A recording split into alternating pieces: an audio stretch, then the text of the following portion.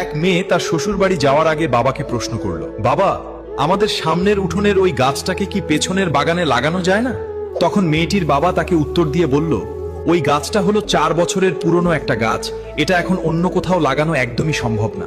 এখন যদি এই গাছটাকে অন্য কোনো জায়গায় নিয়ে লাগানো হয়, তবে সেটা নতুন মাটিতে নিজেকে মানিয়ে নিতে পারবে না এবং গাছটা মরে যাবে। নিজের বাবার মুখে এই কথা শোনার পর মেয়েটা তখন হাউমাউ করে কাঁদতে কাঁদতে বাবাকে বলতে লাগলো, আচ্ছা বাবা, একটা কথা বলো তো, 4 বছরের একটা পুরনো গাছ যদি অন্য জায়গায় নিজেকে মানিয়ে নিতে না পারে, নতুন মাটিতে নিজেকে একদমই বাঁচিয়ে রাখতে না পারে, তাহলে আমি তো তোমার এই ঘরে 20 বছরের পুরনো একটা মেয়ে।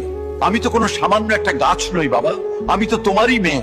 তাহলে তুমিই বলো, আমি কিভাবে অন্যের একটা নতুন বাড়িতে গিয়ে নিজেকে মানিয়ে নিব আর নিজেকে সম্পূর্ণ বাঁচিয়ে রাখবো বাবা? মেয়ের মুখে এমন একটা কথা শোনার পর তার পরিবারের সবাই যেন একদম অবাক হয়ে গেল, আর তার বাবা